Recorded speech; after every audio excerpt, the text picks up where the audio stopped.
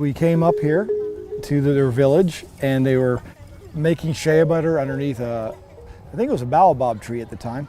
And we started talking to them about shea butter and learning about it. We didn't know that much about it. But then as we started talking, we really noticed the abject poverty that these women were in. They were in rags and saw malnourished children, and we thought, wow, I wonder if there's any market for this product. We went back to the US and started looking into markets and developing shea butter, and then one thing led to another, and here I am 15 years later.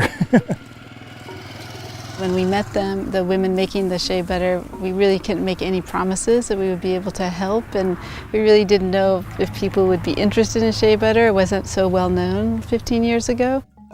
One really important thing that we wanted to do when we organized it is we really did not want to just make a factory town, and we really also wanted to make sure to do things that would strengthen and support their culture, their unique culture. So if they're just working 9 to 5 in a Shea facility, then obviously they're not able to keep up all the rest of that and be good mothers and everything. So they really just spend, each of the women, maybe 1 or 2 afternoons a week are at the facility working, and then they get that profit from that and they use it to invest into various different kind of micro enterprises on their own.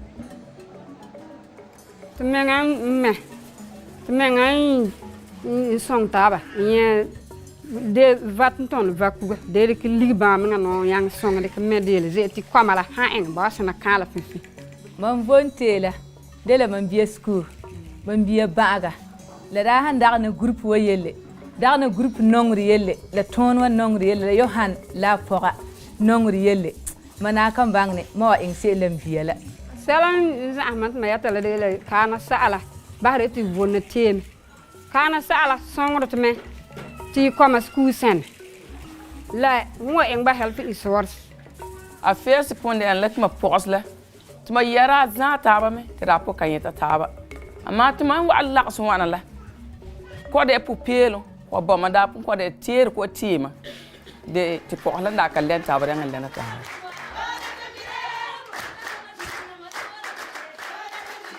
We quickly realized shea trees are very difficult to grow, that we're having success, thank goodness, but we decided that we need to do far larger regreening with the pressure on the hardwood trees of this area and also improving farming practices.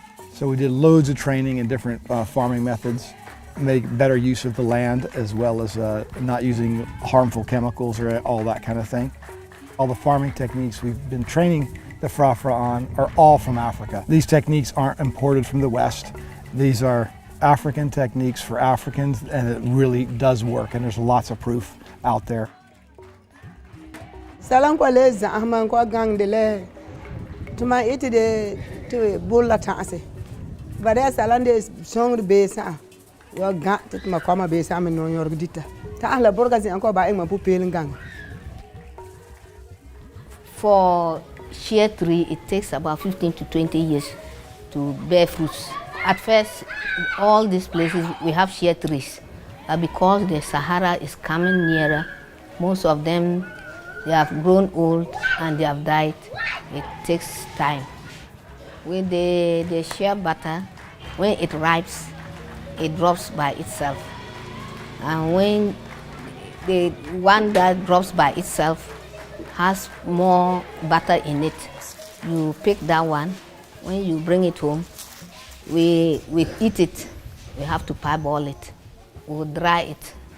It has a shell on it.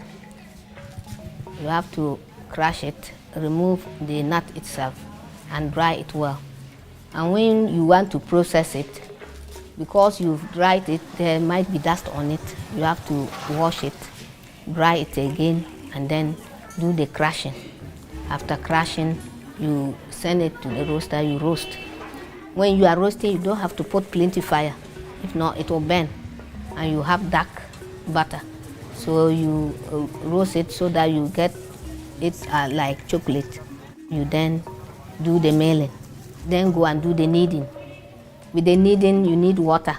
When you knead it for some time, the butter itself, by adding water small, you see the whitest thing coming up. and some of the residue getting down. So when it gets down, you take that one, you rinse it about 2 or 3 times, and then you put it on fire. You have to boil so that there will be no water in it, so you have to be stirring it till it becomes soft.